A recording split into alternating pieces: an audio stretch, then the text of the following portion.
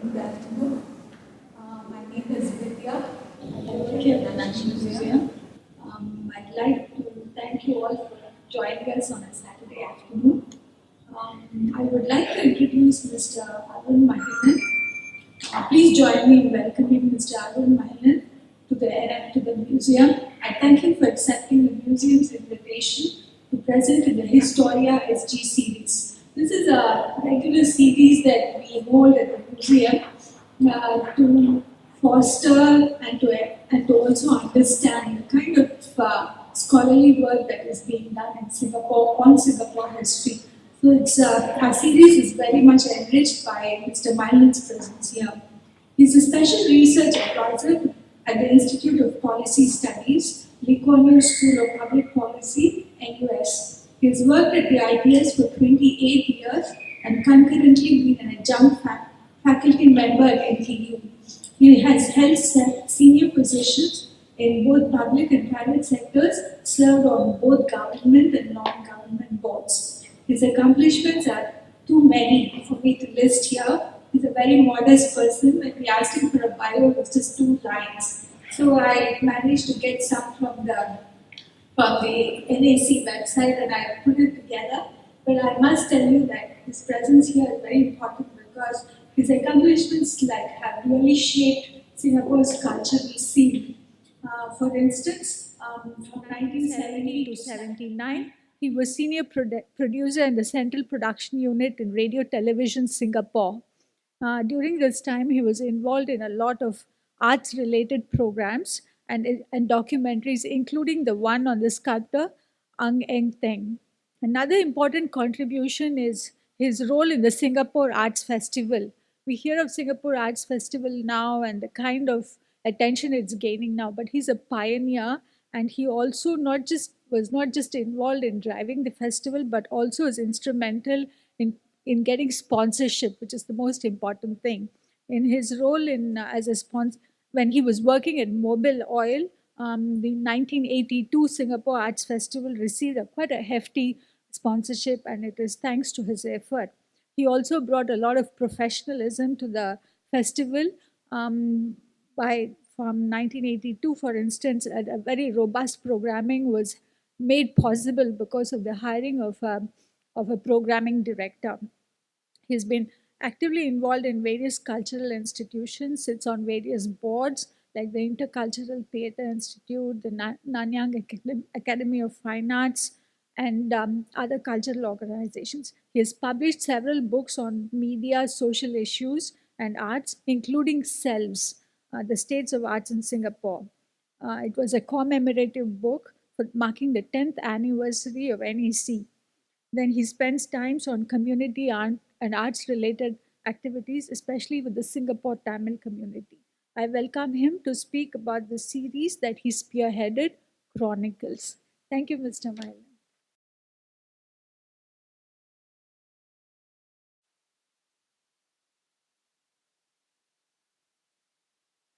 Good afternoon. Are you able to hear me clearly?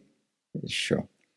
Actually, I wanted the introduction to be very short so we can concentrate on that. She was very generous. I think what it suggests to you that I had a very checkered career, unlike most people. Okay, I had taken the liberty to circulate 5 volumes from this series that we are going to talk about. I hope you have had a chance to just very quickly browse through it. Yeah. When the museum asked me to talk about this, I wasn't sure whether there would be that much interest. But I'm glad there are at least more than 3 people other than Vidya, myself, and 1 other staff. So thank you for sparing your Saturday afternoon. How many of you have ever been involved in any kind of book production? Any of you have been involved in any book production at all? Okay, so I wonder whether you have come here to really learn about this, how some books are produced, And I hope that what I have to share with you is of some interest to you. So let me just get on with this presentation. Um, and as often happens, we want to understand what it is that we want to do. So I always start off with the question, what is it then? So, in that regard, we basically, in the Institute of Policy Studies, um, we normally produce books, reports that are directly related to policy issues. That's what our normal work is.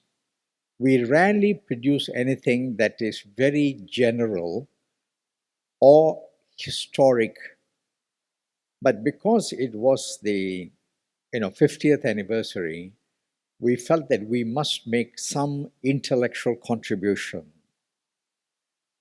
Of course, I suggested to my boss, let's produce 5 volumes. And he said, yes, we will produce books, but it's not going to be 5, it's going to be 50 volumes. This project that I'm going to talk about is primarily my boss's idea, Mr. Janadas Devan, who is the director of IPS. So he felt that we should do something that will have lasting value way beyond the 50th anniversary celebrations. So, one is of lasting value. Then we felt that it should also be somewhat educational, you know. Of course, most of the work that we do in IPS relate to policies which affect all, if most, if not all, Singaporeans. But at the same time, uh, we don't do a lot of public education programs because we're dealing with policymakers and the so-called elite, the thinking group of Singaporeans, right? This one we felt should reach out to as many Singaporeans as possible.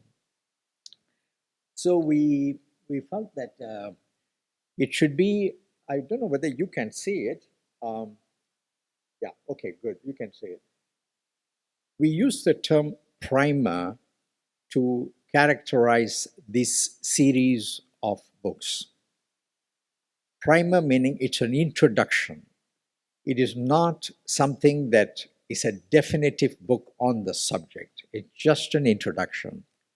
The second is what I would call an elevator pitch, what this book is about. In one line, we want to explain to the reader what makes Singapore Singapore. Because Singapore's history has been studied by a lot of people around the world. Many consider Singapore's development as exemplary, that it could, in fact, they have even bandied about a term like Singapore model. I'm a bit more reticent about it. I don't think we are a model for many other countries, but the way we did things, why we did things, the Lee Kuan Yew government, which was the first government Singapore had as an independent, first as a self-government in 1959, and then subsequently when we went into Malaysia in 1963, and then we were separated, we became a fully independent nation in 1965. And since 1959, and especially since 1965, Singapore has gone through a transformation that many people around the world want to know about, and they actually have an admiring view of what we have done. So we wanted to explain to people what makes Singapore Singapore. By the way, it is not just our primary audience is actually Singaporeans themselves, because so many Singaporeans have grown up as the post 65 generation. I mean, some of us in this room, I can guess, were there a little earlier, but many others, like those who are sitting in the second row, probably are not aware of what went on. So we wanted to give a kind of uh, overview of what made Singapore Singapore. Then we wanted to make sure that we provide a wide coverage from the very esoteric, dense subjects to very ordinary day to day life. So, in this series, you will find the book on Constitution, you will find the book on presidency, on law, but you also find a book on sports, food. So, it is a very wide range of topics. And we decided on 50 volumes for the simple reason that it was a 50th anniversary gift to the nation. That's all. There's no other magic to this number 50. And then we also felt that we must make it not too long, because a primer, when it becomes so long winded, most people will tire of it and then they won't read the second, third, fourth volumes. So we basically told all the authors that you have about 25,000 words, which usually runs between 100 to 125. 20. That's why I gave you the actual book to see how it feels and looks like, the 5 volumes I've distributed to you just now. And most of the authors we selected are leading experts and mostly academics. But we insisted that they are not writing for fellow academics, they are writing for intelligent lay Singaporeans or lay readers, intelligent, keen lay readers. So we wanted them to craft it in such a way that it would be accessible to them. And then we also wanted to make sure that the book is affordable, because if we put 50 volumes in the market and each is costing $50, we felt that this will not go very far. So we had an agreement with the publisher, and I'll come into some other details later, that it should be priced at a very reasonable cost. And actually, you can go to any bookshop, go to Kinokuniya and other such good bookshops, and you will get it for $16. That's the cost of most of these books. And of course, the final point I want to make is, as you have seen, it is a very handy size. We didn't want a big tome, and this befits the primer idea. Then we wanted to ask ourselves, why do we do this? Normally, when we produce books, we always ask, is there anything like this in the market, in the public domain? And we felt at that time, I'm talking about 2013, when we started planning for this, there was nothing like that. And I dare say, even now, 6 years later, there is no similar series of books on Singapore like what we have done. And we also wanted to provide more than any other series of books on Singapore with such a wide range of subjects. There are individual books on individual subjects which are very detailed, very analytical, deep books. But in terms of the range, there's hardly any. And those that are coffee table books, for instance, they are very nice to look at and certainly very interesting, but they don't go deep enough. But in our book, we are not going so deep as to become a tome, as an analytical book, but at the same time, it provides enough of a coverage. And as I mentioned to you, my director felt that we must do something that will have a long shelf life.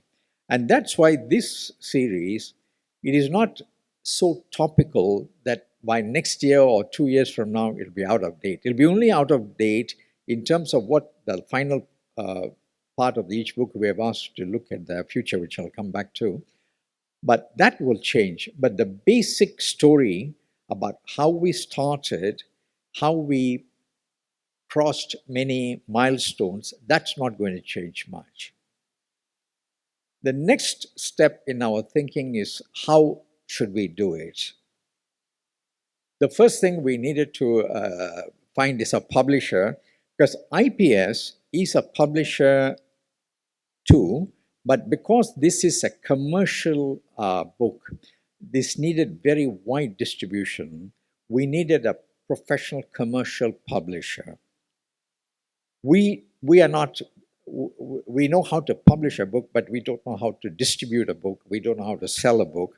So we put out a tender, and we had about 5 very, very good publishers who bid for the contract. Finally, we selected this Straits Times Press, STP, which you will see on the spine and the front cover. Straits Times Press is a very good publisher, but they have one advantage which no other publisher in Singapore has. It is they have access to the Straits Times library, which is probably, apart from the government's collection, is the best photo library that we have in this country. So they were willing to let us have access. Normally, that's why I asked you if you had any experience in publishing books. Every time you ask Straits Times to publish a photograph that they have, they will charge you several $100s for each photograph. So you can imagine how many photographs we would need for a 50-volume series and how much it would cost. So they came in with this offer to let us have access to the photo library, and it has turned out to be a great asset for us. So each of the book has some photographs which are highly relevant and highly interesting. And the next, so they had that. And also, normally, when you go to a publisher, there is a certain amount of cost that they will ask you to bear. Now, I can share with you that for this particular project, because it was a 50th anniversary project, we appealed to the ministerial committee. There was a committee made up of several ministers and other advisors, and there were so many projects which were presented to them, and we were one of them. And we appealed to this committee, and they gave us almost $1 million for this book project. So we absorbed, that's IPS, absorbed all the developmental cost, the cost of authors, the cost of administrative work, cost of proofreading and so on, reviews, all of those things were absorbed by IPS because there was this funding.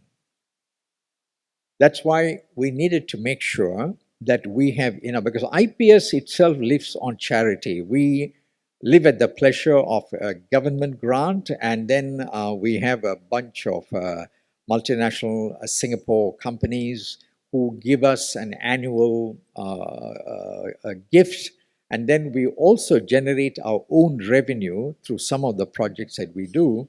But in any case, a project of this magnitude could not be funded from IPS's own budget. So we needed to go look around for sponsorship, and we were so lucky that the ministerial committee thought that this project was worth funding, and they gave us most of the funding for this. And that was the grant that I mentioned to you just now. Now let me take you through the actual process of developing this series.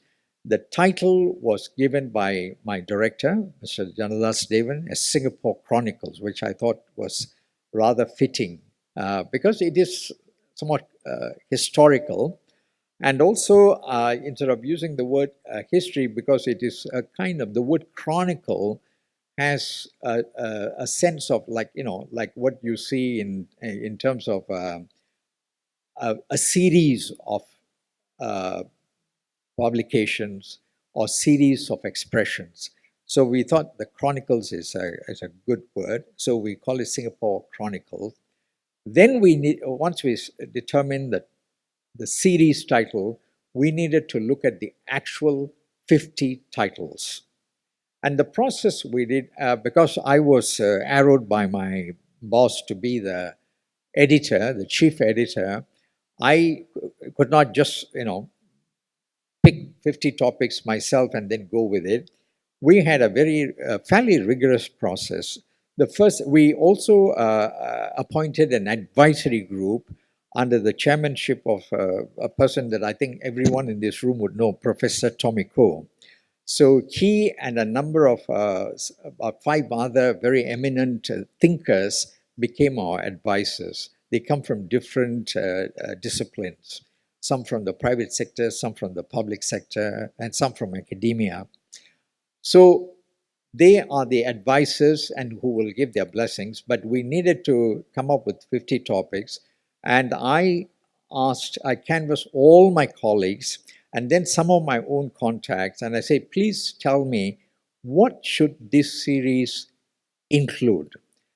At the end of it, I had something like 150 topics, which is actually not very difficult to come up with. Even one of you could have come up with all of that, because anything under the sun could be included. So from these various inputs, we selected about 70 of them. Then we went to the advisory panel and said, among these, we are going to select these 50. And then they gave their input.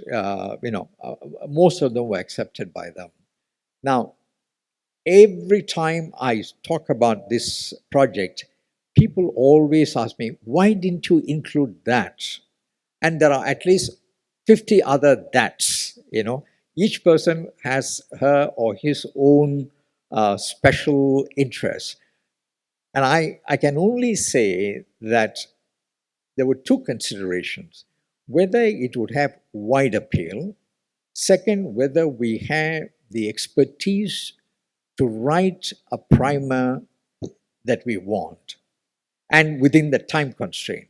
That is all. That's in fact sometimes the most difficult constraint, because there are people who are able, but they were not available. So finally, we settled on 50 topics, and the authors. When I conceived of this, I thought one author per topic, because it's a primer.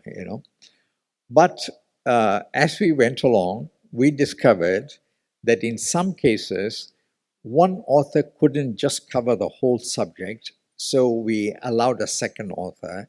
In some cases, we found that the person that we wanted was so busy that he or she could spare only a little bit of time, but we wanted the name and the insight and the wisdom. So we said, okay, you choose another person or two. And one of them actually chose five others to do this. And that's the exception to the rule. That's the only book where you have five authors. Most of the books are single author books, and a few of them are two authors or three authors. But there was one particular type of book where we knew even from the very beginning that we will have four authors. There's a book on literature. There is no one in Singapore who can write intelligently and deeply about all four literatures in Singapore. As far as I know, nobody can do that. So we decided to have four authors from the four language streams to write about the four English, Mandarin, Malay, and Tamil literatures. In theatre, it was the same, because there are four language theatres and we had four authors. That is almost, you need to do it that way, because there is hardly anyone who can do all. But in some cases, we have a couple of authors, mainly because of the other reasons that I explained to you. And people always ask me, okay, you're doing 50 books. How many people do you have? I had 2.5 myself. I was, the senior person. Then I had a research assistant, a full-time research assistant. His name was Sim Ju Liang. And I can tell you, he was a godsend for me. If not for him, these 50 volumes would, the 46 volumes, we haven't finished yet, it wouldn't be there. And he was an extraordinarily capable and committed individual. He is part of IPS. Then we had another person by the name of Asad Latif, who is a very experienced, some of you may know, I can see you nodding your head. Some of you may know because he has been in the press for a very long time. He's an exceptionally talented writer and editor. So he joined me as a part-time editor. So he's like half-time. So that's why I say 2.5. That's all. It's just the three of us. We did all of these 46 books that are out now. Now, when we do anything in academia, it's a matter of routine that the manuscript must be reviewed.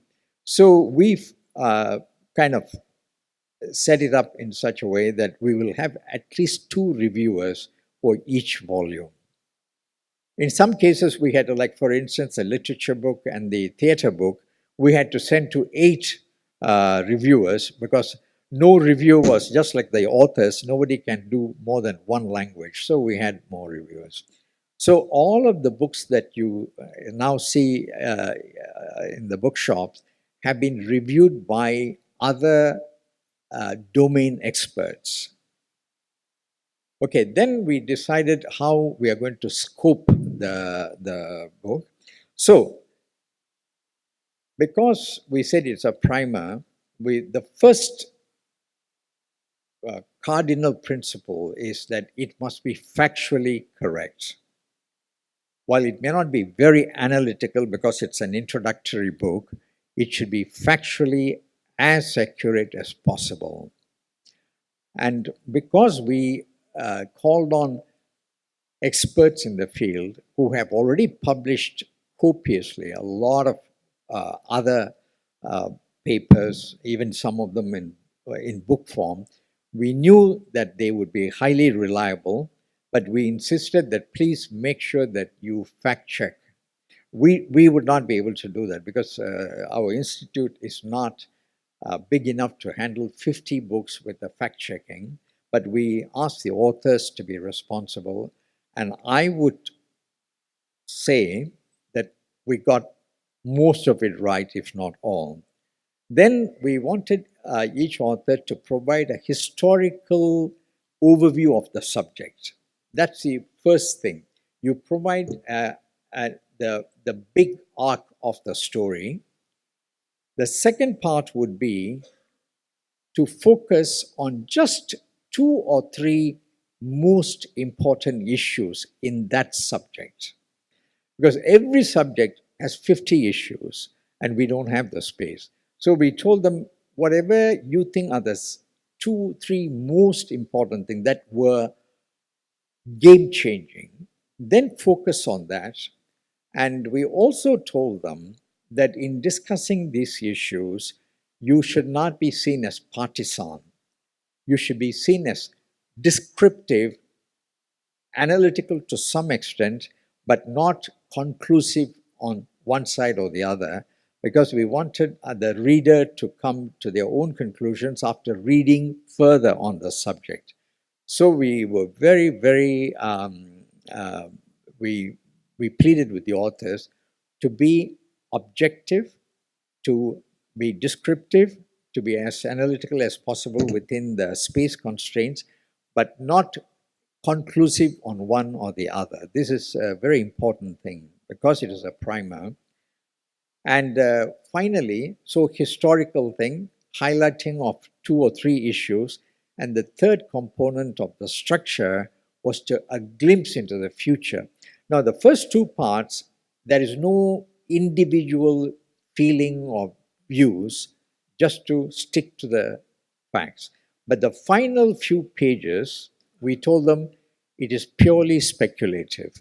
Look into the crystal ball, look at this subject, where do you think it is going, all right, for each subject?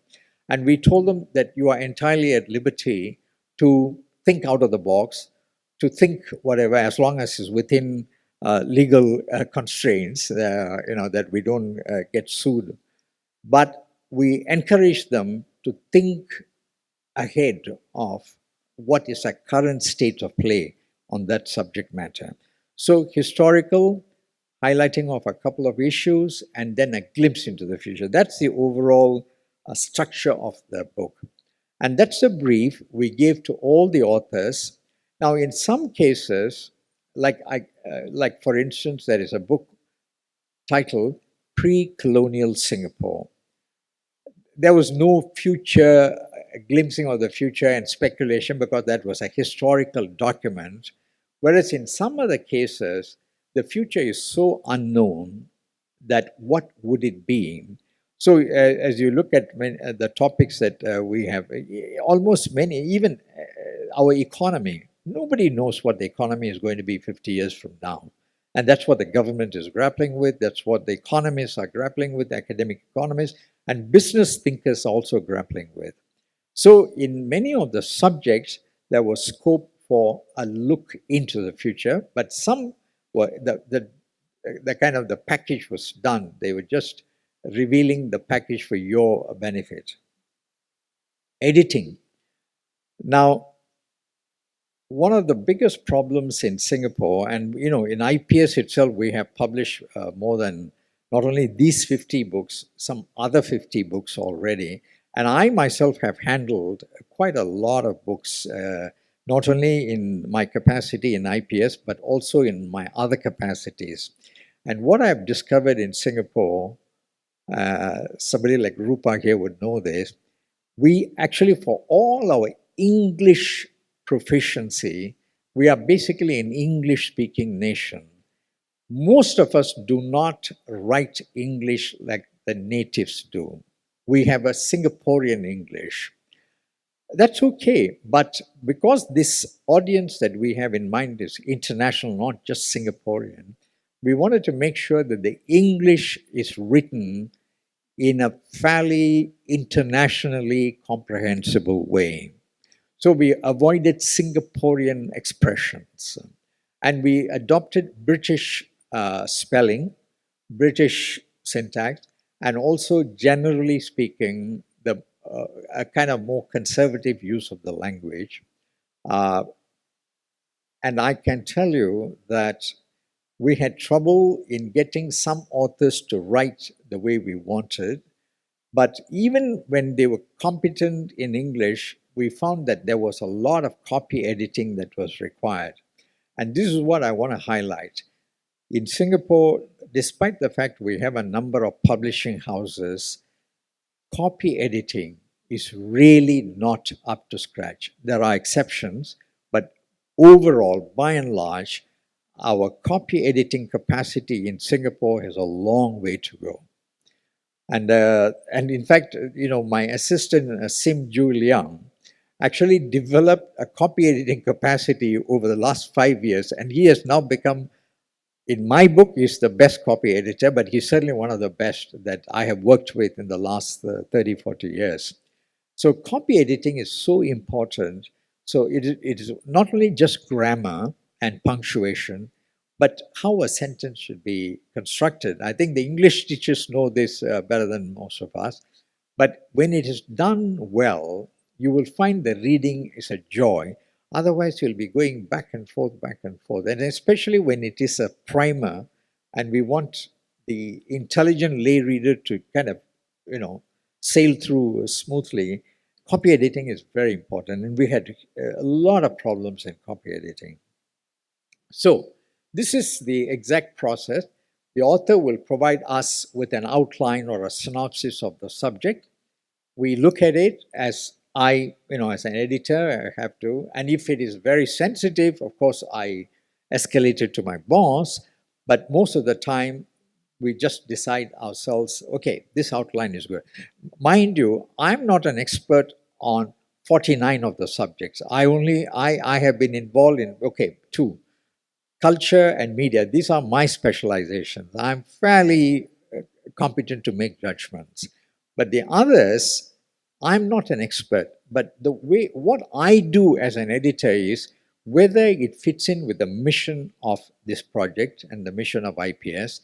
And of course, as you all know, there are certain red lines in Singapore that we can't cross. So I make sure that they don't cross the red lines. Then finally, as a lay reader myself, I put myself as a lay reader, and does it answer the questions that I would like to know about the subject? What would come to my mind? So I actually look at the synopsis like a lay reader. And later on, when the drafts come, that's exactly what I do. I'm a lay reader. Does it make sense to me? Is it interesting? And so on. So we go through the first draft, and then when we are reasonably satisfied, sometimes it is a second draft, sometimes it's a third draft, and there have been rare occasions when we have had to go through four drafts. Once we are satisfied in IPS, we send it to the reviewer, and the two reviewers will give their opinions. And we used what is called a double blind system. We don't tell the reviewers who the author is, though experts in the field would kind of sense, oh, this must be so and so. And we don't tell the authors who the reviewers are. We merely pass it on anonymously, the reviewers' comments.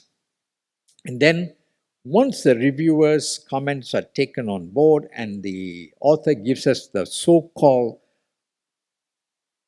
penultimate draft, the last but one, we send it to the copy editor.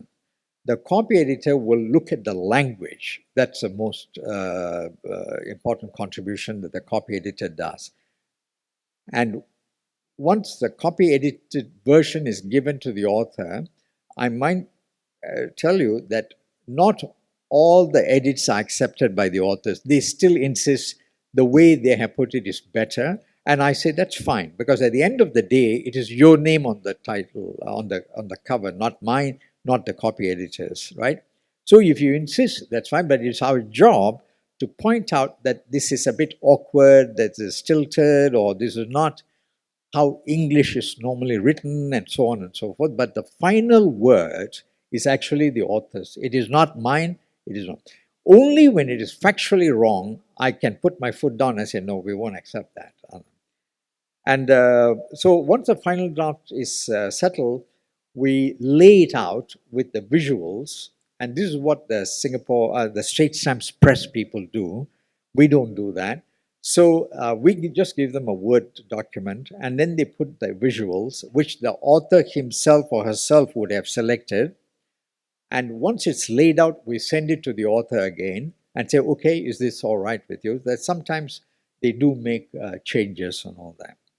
After that, we go for printing, but there is one stage before it is finally printed, which we call proof. So that exactly, because all the earlier version may be just like a Word document with pictures inserted there, but the final proof is exactly as it would appear when it comes as a book on the bookshop. So every stage, the author must sign off, and the author has the final say. The editor doesn't have the final say. So what you see in your hands is ultimately the work of the author or authors, and they bear the full responsibility for that. Now, of course, we commissioned these 50 books within 1 year, but as it happened, it has taken us more than 4.5 years to produce the book PAP is the last that I have produced, which is 46th in the 50-volume series. There are 4 more which are in the works. It'll take a bit of time. I can't guarantee when they're going to come out, but they are in the works. So these 46 have taken roughly 4.5 years. It's almost like 10 per year, which is not a bad, piece of work, I would say. We commissioned them within a short period, but for some authors it took 2 years to produce. Some authors took a year. Everybody was given at least 9 months, because that is what we felt would be reasonable time. By the way, the authors we chose, most of them are already overwhelmed by their other commitments because they are so much in demand. So that's why they took so long to produce it, because when they really sit down to write a 25,000 word document, they probably can do it within a month, in terms of concentrated time. But in some cases, it took 2 years, some cases, and we also had delays on our side. I should tell you that even though we had this big grant from the government, we did not pay any author what would be called a market rate. We just gave them an honorarium of $5,000, which, if any of you ever produce a book, would know this is peanuts. Books of even this size from a leading expert would demand a higher fee. But they were very gracious because, one, it was IPS, but also more importantly, I would think, it was their contribution to the 50th anniversary of Singapore. So all these authors were very gracious in not demanding money, but they wanted extension after extension. So some of the books were delayed for quite some time. In the same way, the reviewers were also doing it pro bono, completely free. We didn't pay them anything. At the end of it, we gave them 2 copies of the book they reviewed. That was their compensation, if you like. So they were extremely generous with their time. So I couldn't crack the whip and say, I'm only going to give you 2 weeks and you got to return the review. So sometimes they too took time. And then in our side, it is not that we were faultless. Sometimes it's like what they say, the feast and the what's the opposite of feast? Famine. I would have no draft in front of me for a whole week or sometimes 2 weeks. Then suddenly I will have 5 drafts. Obviously, I can't deal with all of them. So I too would be delaying on my side, even though the author has given it at a certain time, because it didn't come on the scheduled dates.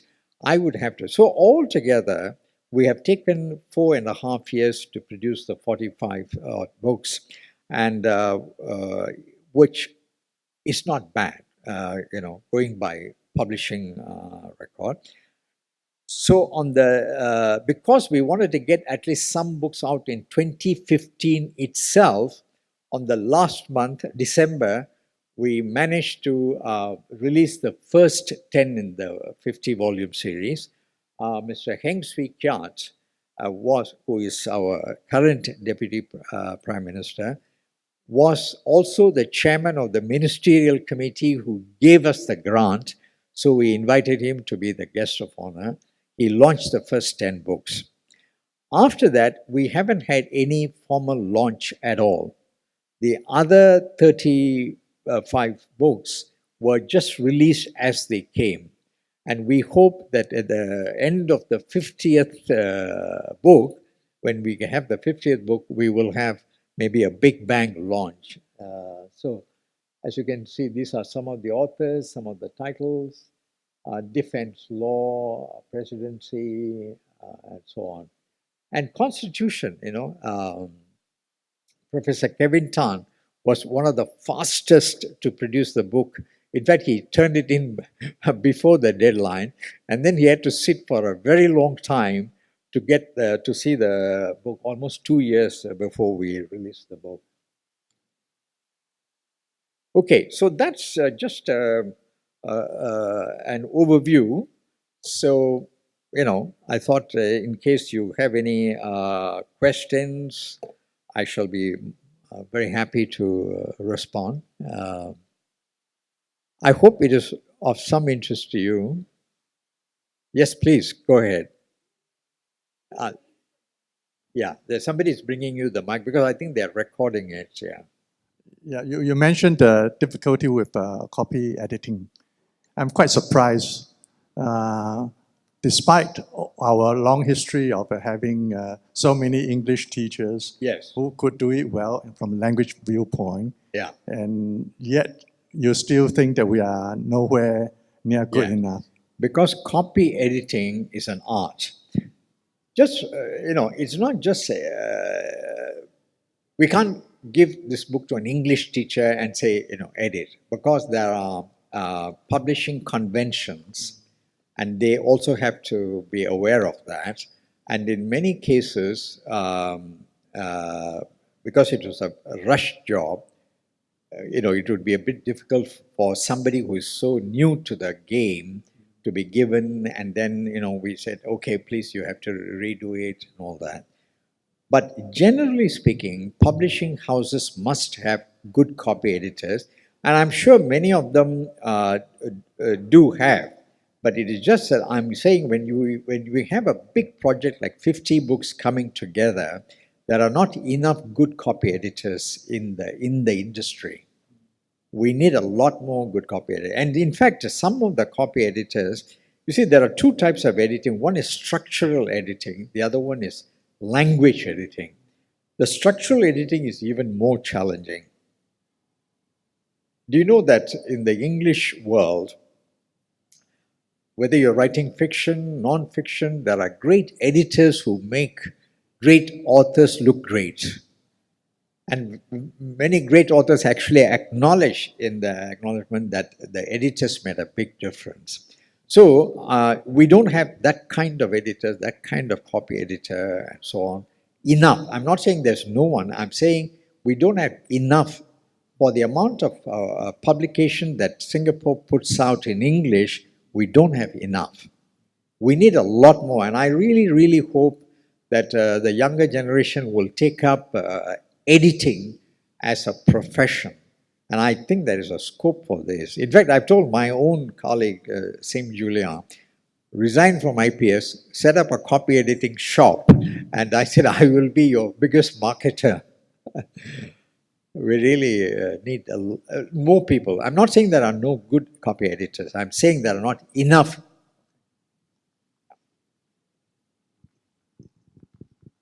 Are you by any chance an English teacher? Are you an English teacher? No, I'm actually from Chinese school. Okay, So, all right, yes.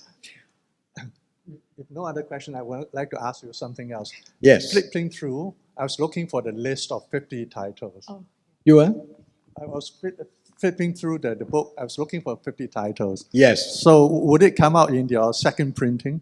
Okay, yes, because we could not guarantee until, I can also tell you, now that you have asked, we had commissioned a certain author with a certain topic.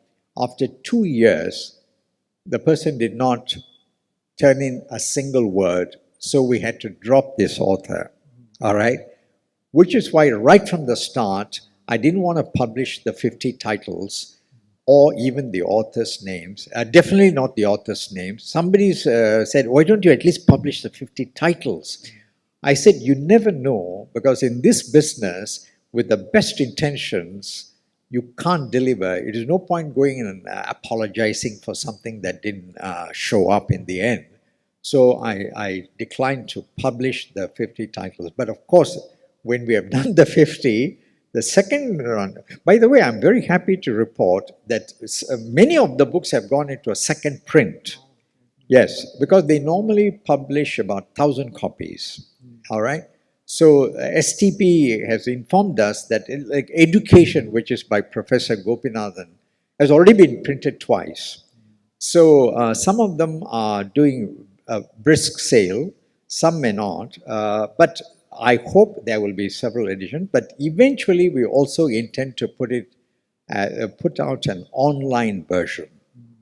That was part of the contract. We want to put it online so it will have very wide access. Do you know the number of embassy people, some ambassadors themselves, when they came for the launch, we had a very nice box set with 10 of them in there, and they wanted many copies, because they found that it's a quick read. They come into Singapore, they want to understand our economy, they want to understand about defense, they want to understand about presidency. Our presidency is not like presidencies in many other countries.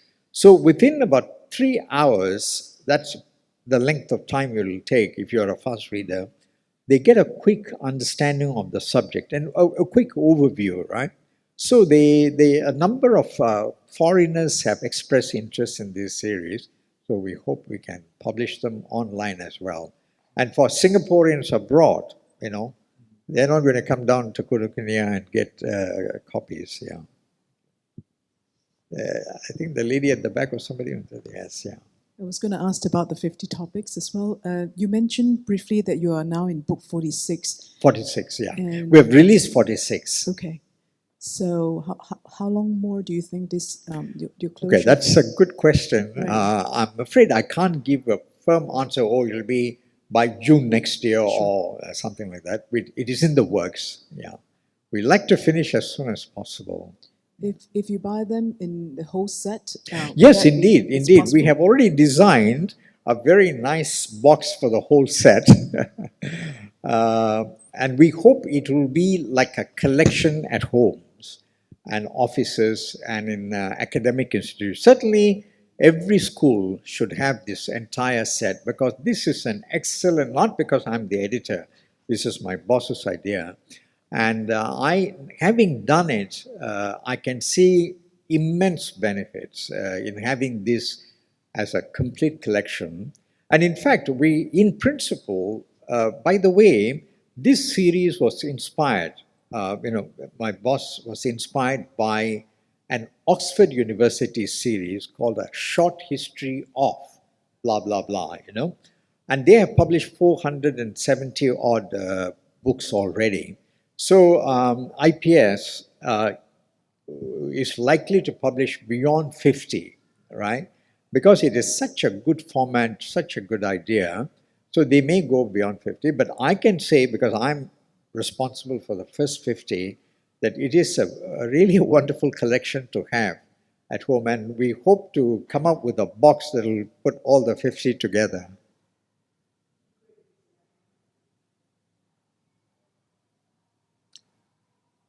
Yes. The microphone is coming to you. Yes. Firstly, congratulations on this. Just looking at just one volume, it's so friendly. What is heritage? Architecture. Architecture, So even yeah. if you know nothing about the subject, I think just flipping through, you can become an expert. Yes. Quite easily. I Yeah. mean, not expert, but yeah, I think it's what do you call very good format. Yeah. By my question was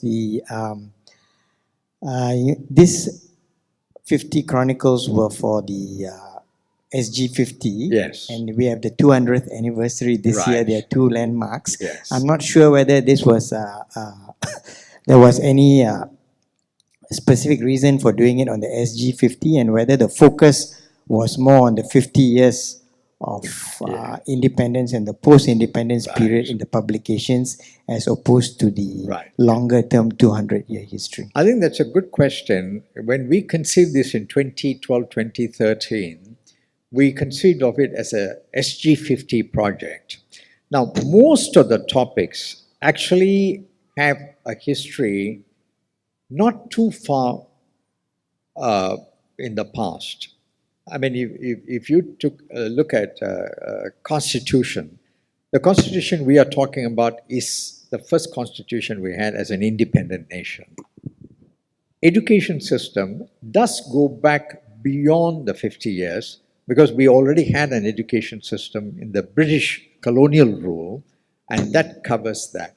But we also have two books, one called Colonial History and another one called Pre-Colonial History, where you will actually see the introduction to the 700-year history. I'm sure now you have seen in the media that Singapore has 700-year history. 700 years of our history has now been accounted for, because they have found artifacts, other evidence of the existence of people and whatever they did, business and things like that, because of the excavation, archaeological excavations and their findings.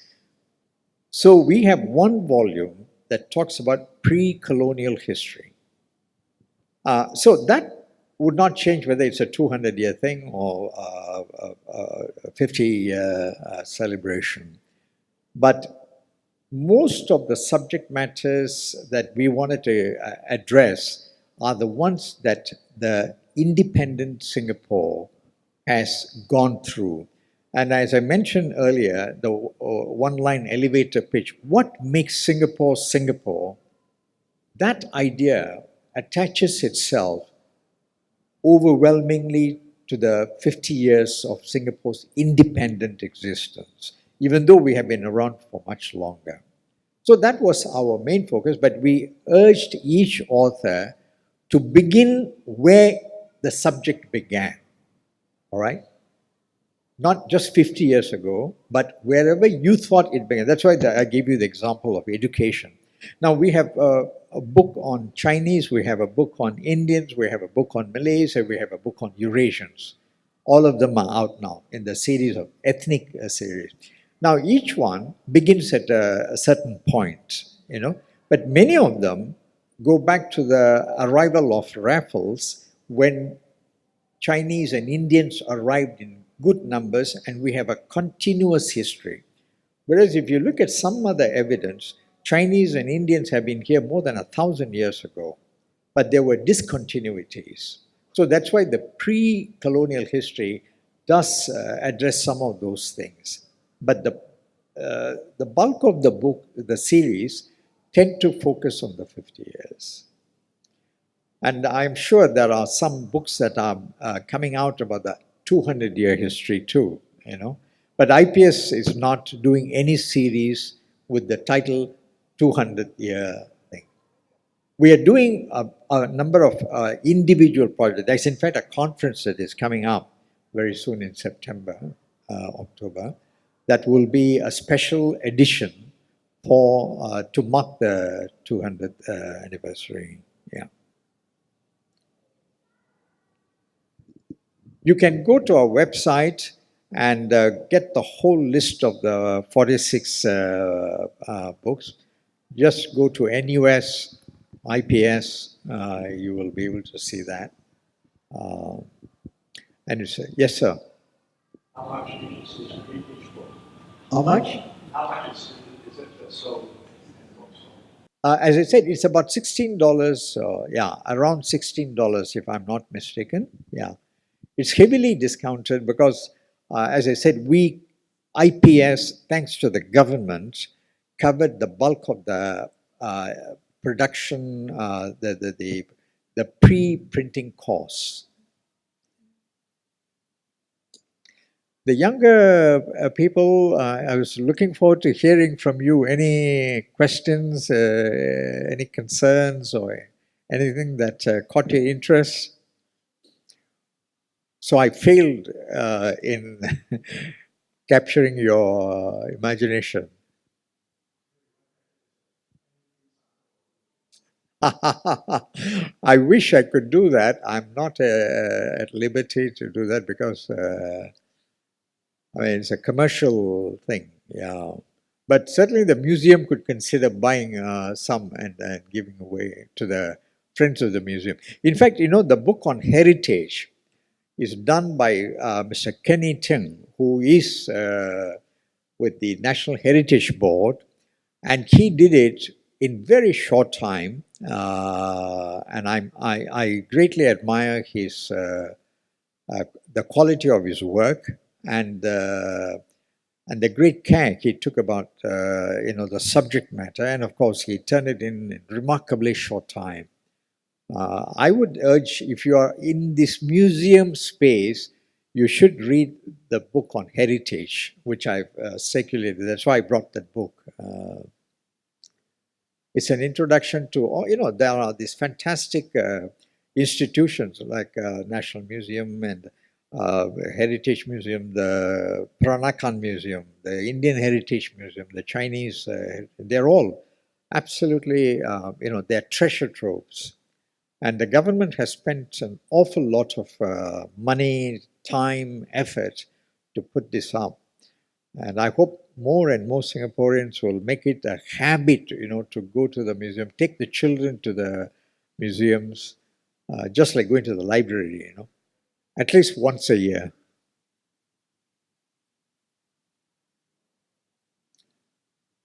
That's it. Okay, well, I hope it was worth the while sacrificing your Saturday afternoon. Thank you very much. Thank you.